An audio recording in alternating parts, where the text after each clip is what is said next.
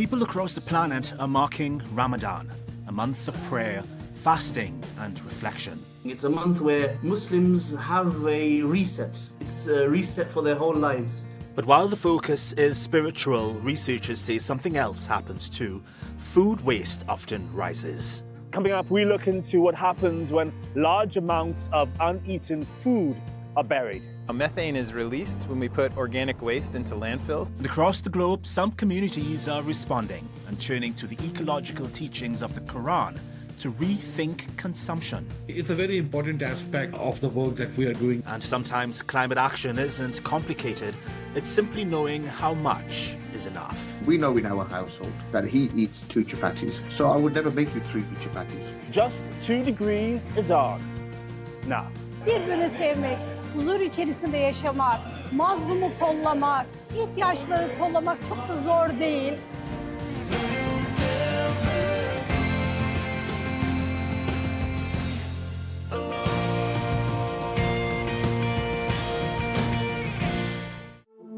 Some days they start to fade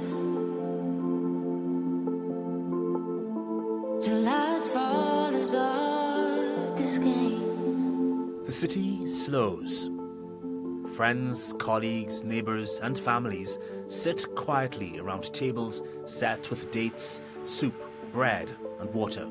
Eyes flick to the clock, to phones, as the last light of day fades. What remains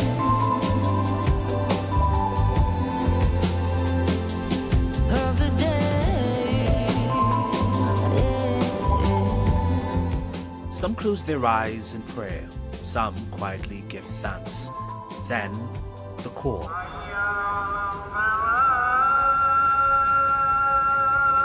Across rooftops and living rooms, the Adhem rises. Just like that, the fast is broken. A date, a sip of water, a deep exhale. And in that first bite, after a long day of intentional restraint, it's about something more than food. There is humility and connection. I'm currently with the Women's Unit of the Humanity Outreach Organization, a Turkish group that distributes food to those in need. But before we move about with the team, let's take a look at Ramadan, what it is exactly, and why it's such a holy time. Ramadan is a month that feels different, not only because people stop eating and drinking during daylight, but because daily routines shift and attention turns inward. अल्लाह तबारक व तआला की तरफ से बांटने का मौका और अल्लाह ताला को राज़ी करने का मौका है. Ramadan is the 9th month of the Islamic lunar calendar, which means it moves through the seasons every year. It begins with the sighting of a new crescent moon. So start dates vary across countries and communities.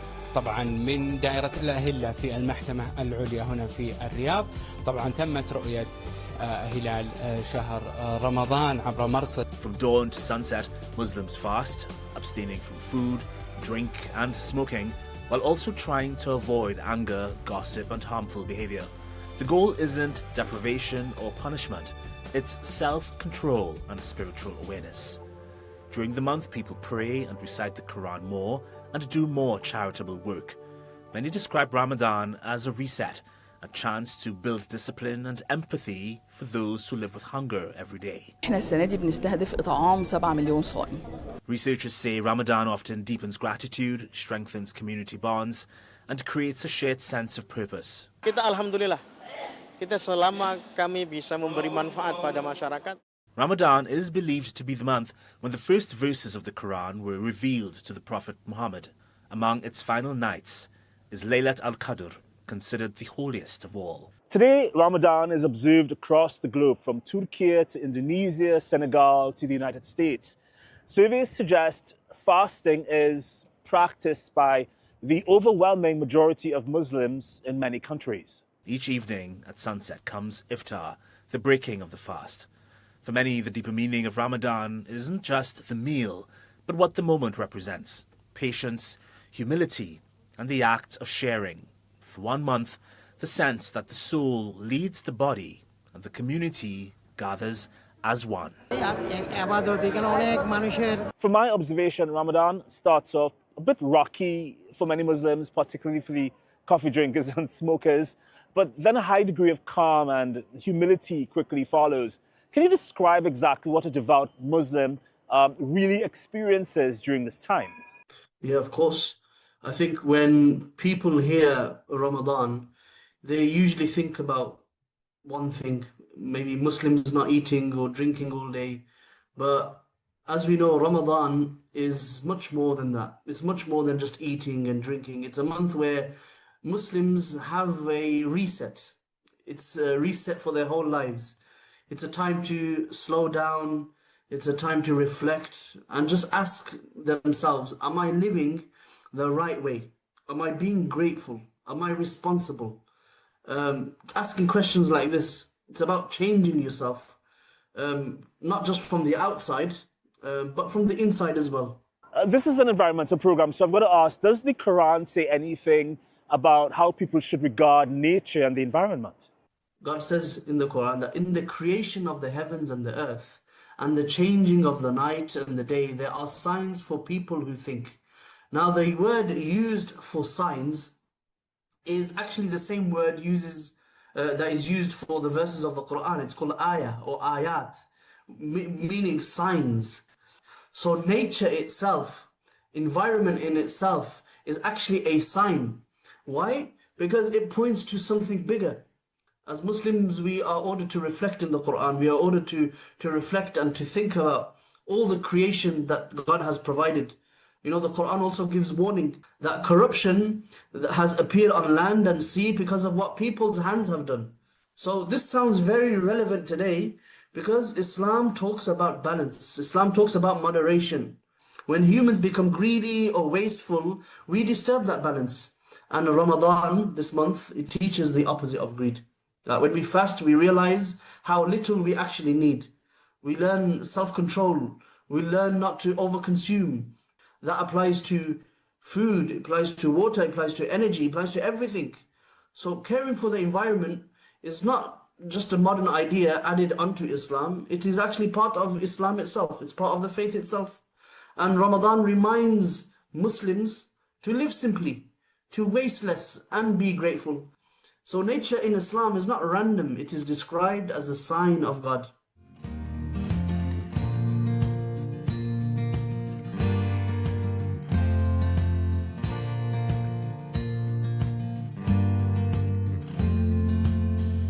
Merhaba. So cute. So we've been invited by the Humanity Outreach Foundation here in Istanbul at Sultanahmet, one of the most beautiful mosques in the world. And it's a very special evening because the organization has invited hundreds of people, international students, people who are in need of a meal, all seated together here tonight to enjoy iftar together. It is a beautiful procession. They had entertainment lined up for the kids, and it's almost like a night celebrating their community, their assistance of others, because this organization gives all of its time to people who need food the most, particularly during Ramadan. Ya dünyadaki mazlumlara, ihtiyaçlara, savaş bölgelerine, afet bölgelerine yardım götüren kriz anlarında ve savaş anlarında, ihtiyaç anında hemen gidip hızlı bir şekilde organize olup bölgeye gidip insanların ihtiyacını gideren bir kuruluş. Biz İstanbul Kadın olarak İstanbul'da 39 ilçelerimizde organizeli hareketlerimizle ihtiyacı olan kardeşlerimize destek oluyoruz. Onların ihtiyaçlarını gideriyoruz. Biz bugün yetim, ihtiyaçlı, uluslararası öğrencilerimizin bir arada olduğu, aynı zamanda İstanbul Kadın Teşkilatı'nın burada olduğu bir iftar düzenliyoruz. Bu bizim için ve ümmetin birliği için önemli bir iftar. Rabbim ümmetin kardeşliğini ve birliğine vesile etsin. Dünyada bir iş yap deseler bana, yine dünyaya geldiğimde bu işi yapmak isterdim. Çok gururluyum, çok onurluyum. Çünkü bir mazlumun, bir ihtiyaçlının kalbine dokunuyoruz, hayatına dokunuyoruz ve İstanbul Teşkilatı olarak çok büyük bir teşkilatız. Dünyanın farklı coğrafyalarında ve İstanbul'da ihtiyaçlı pek çok insana ulaşıyor. Pek çok projeyle bu iyilik halkasını çoğaltıyoruz. Ramadan is meant to be a time of moderation, but research suggests that preparations for iftar, the meal that breaks the daily fast, can sometimes lead to excess. Studies on food loss and waste in the Middle East and North Africa consistently note that waste often rises during Ramadan, often linked to oversized portions, buffet habits, and the pressure to be a generous host, even when intentions are good. And some places are now treating this like a serious public issue. In Dubai, for example, authorities and charities have run Ramadan campaigns specifically aimed at redistributing surplus meals and keeping perfectly good food out of the bin. We'll speak with an organisation in the UK doing similar work, but first, it's time for Just to Matter, where the little things mean everything. Today we're looking at what happens when food is tossed out, because when leftovers end up buried at a landfill, they release an invisible gas, one of the most powerful greenhouse gases on the planet. CH4, better known as methane, forms when organic matter, like food scraps, breaks down without oxygen. Microbes drive this process. It's called anaerobic decomposition and happens naturally in wetlands, but also in landfills where wasted food is buried. Methane is a greenhouse gas. That means it traps heat in the atmosphere and prevents some of it from escaping into space. Over a 100-year period, methane traps around 28 to 34 times more heat than carbon dioxide. Over 20 years, it's about 80 times more powerful. So methane packs a punch, but it doesn't stay in the atmosphere as long as CO2. And a significant share of global methane emissions comes from food waste. In the US alone, landfilled food generates nearly 4 million metric tons of methane each year, about 14% of the country's total methane emissions. That has roughly the same warming impact as 75 million cars on the road for a year. Globally, when you account for the entire food system, from farming and transport to what's thrown away, food waste accounts for roughly 6% of all human-caused greenhouse gas emissions. And much of that impact comes from methane released after food is tossed.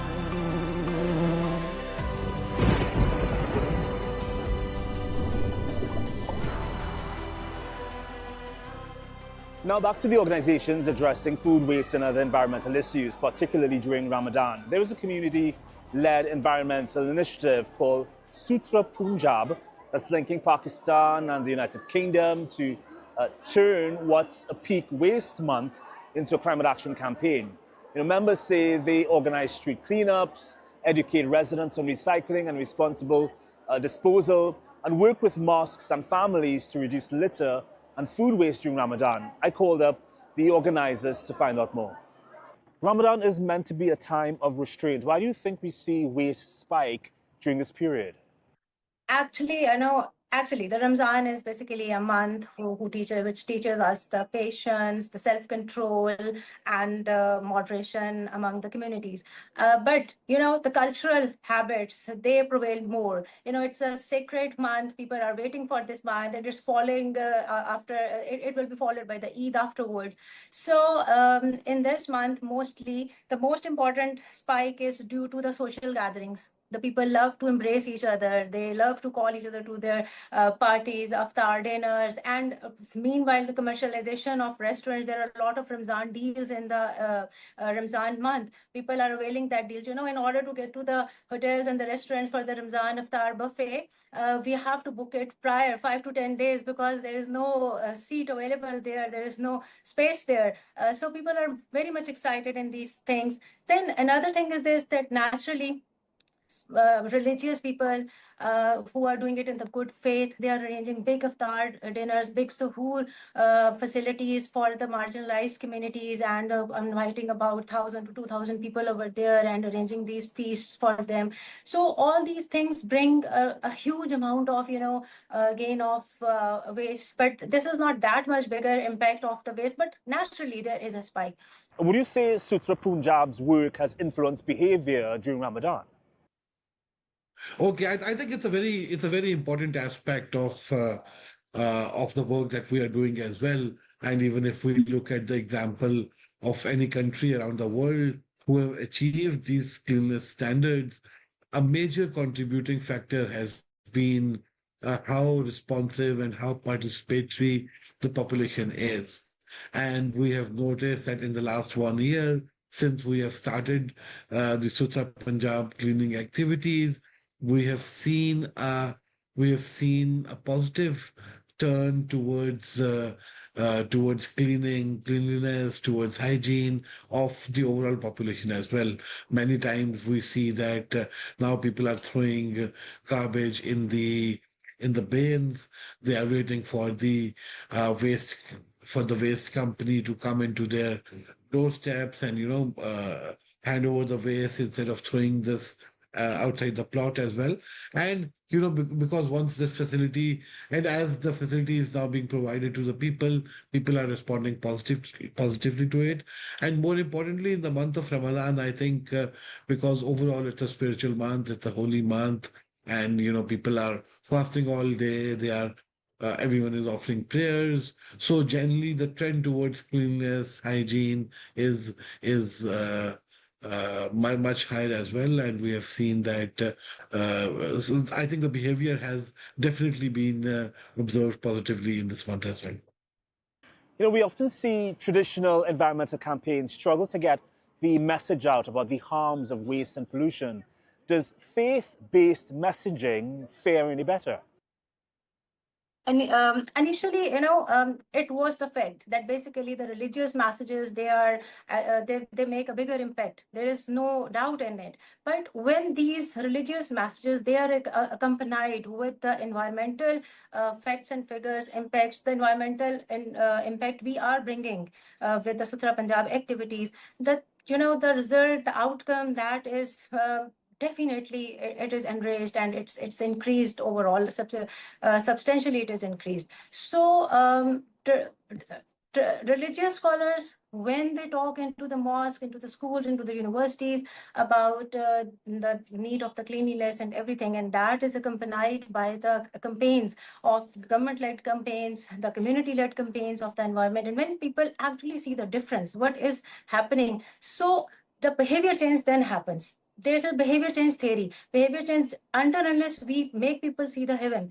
They don't know what the heaven is. They have just heard about it. When they experience it, they feel it difficult to leave that heaven. They try to retain into that heaven, to maintain that environment, to retain that cleanliness. So basically, the religious campaigns as well as the environmental overall activities which we are doing at our level best at the Suthra Punjab, they come at a combination, they bring better impact rather than if we say that they are acting individually or they are not synchronized with each other. Actually, they are synchronized, and when they are synchronized, you see an impact.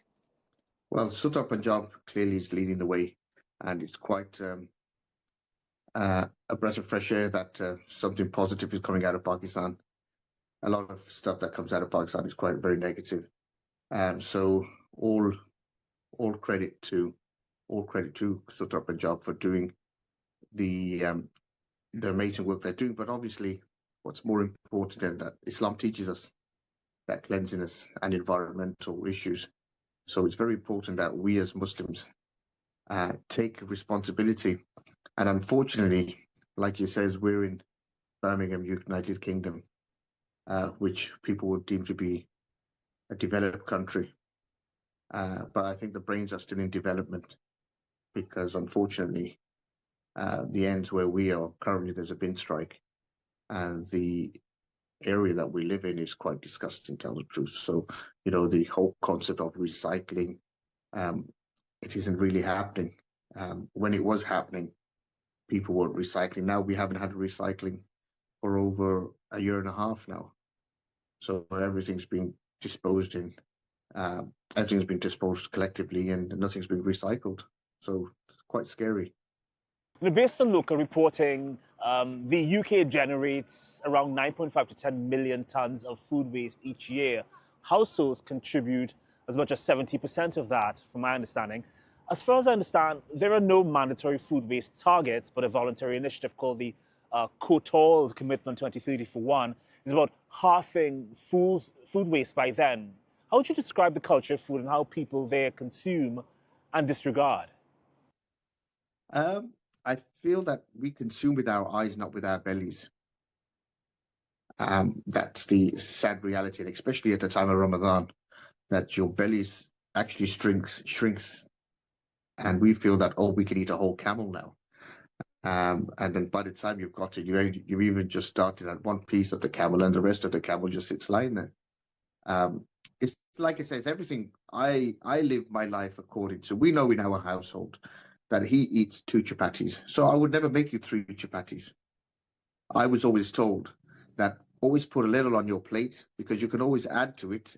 You cannot take away from it. So if you put it on your plate and you don't eat it, then you discard of it. So we know, we can see what's going on globally with places like Syria and Palestine, that people are dying for food, and we are happily ready to dispose of food and just dispose of it and think nothing of it because Allah says you truly not believed until you love for your brother what you love for yourself. You know, if you would love to eat this yourself, and would you like your brother to also eat it? Yes, but if he's not eating it, don't discard of it. But I know that in Birmingham now, they are doing an initiative where they're going to give you a pilot scheme where they've got half a dozen different boxes. So you'll put your food in one, your glass and your recycling in another, and so forth. But that pilot hasn't started off yet. But I know that pilot is looking to come in. But again, there's no excuse for food waste because people know the pattern of their houses and what they consume and what they don't consume. And I could probably say that the shops are also as guilty of food waste. Instead of giving it to charities and so forth, if you go to some of the big stores, you look in their bins and it's just full of food waste. Meanwhile, in the US, a group of volunteers in Michigan, Detroit have a tradition where they gather excess food that's been prepared for iftar and distributes it to those in need in neighboring Detroit. How are you? Hi, good. How are you? These guys are from the Helping Hands Foundation, which has been around since 2017. Here's Nadine Daoud describing why she started this charitable organization. Every family cooks a lot of food to end the night when you're breaking your fast, and a lot of food gets left over. And we noticed that a lot of this food was just getting stored in the fridge and forgotten about the next day because not everyone wants to eat what was left the day before that was fresh and good. So what I decided to do was, instead of sticking it in the fridge and forgetting about it or throwing it in the trash, I said, let me take it. I always see people on the corners. Let me help out and give it to them instead with like a drink and a nice treat on the side. So that's what we did.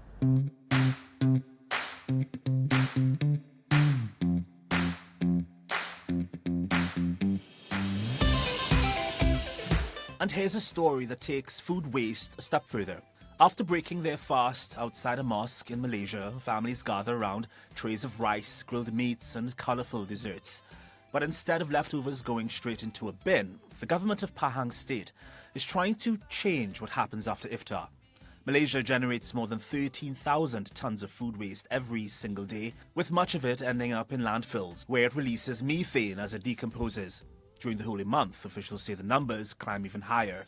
So here in Kuantan, the state capital, authorities have placed a mobile composting machine in a public park, where families gather nightly for Ramadan bazaars. It can process about 25 kilograms of food scraps a day. It's a tiny fraction of the national total, but officials say the real goal is awareness. Sepanjang bulan Ramadan ini, kita meletakkan mesin kompos kita di tempat berbuka puasa dan juga di bazar Ramadan, di mana kita meletakkan mesin kompos ini supaya masyarakat boleh yang membuka puasa di situ boleh meletakkan sisa makanan lebihan sisa makanan mereka dalam mesin kompos, dan mesin kompos sebenarnya dia punya soul dia ataupun dia punya ultimate dia adalah untuk memastikan sisa itu tidak datang ke landfill. The food scraps are mixed with rice husks and sawdust and slowly turned over 48 hours. What comes out is brown, crumbly compost, an organic fertilizer that's then packaged and distributed to local farmers. For many, the idea resonates with Islamic teachings about stewardship and moderation, turning waste into something useful. So bukan kejayaan, satu impact yang sangat besar kepada kami, di mana orang dah cakna. Kalau rasa Pahang ni cakna lah. So cakna dengan tentang untuk penjagaan alam sekitar inilah, terutama dari segi food waste itu sendiri lah. 27-year-old Abdul Shukur sees it as a natural cycle. Food becomes compost, compost becomes crops, then crops become food again.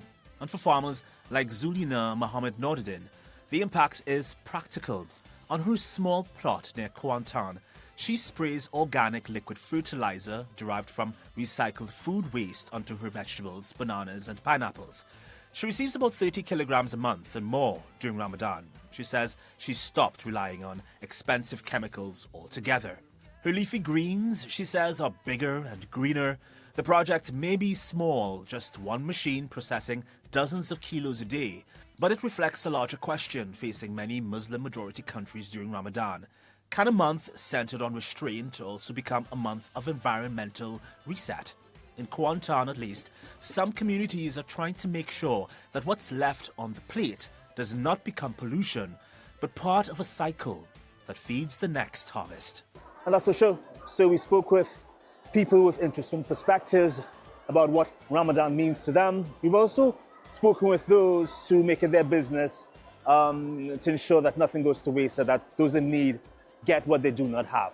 I had a great time here with the folks of the Humanity Outreach Organization who invited us here to have iftar with them. Even met an old man, not old, he's around 50 or 60, don't say I said that, who invited me to his table with his family because he thought I was seated here and having dinner by myself. So I invite you all to come to Istanbul to experience the Ramadan here. It is a unique experience. I promise you, you would not regret it.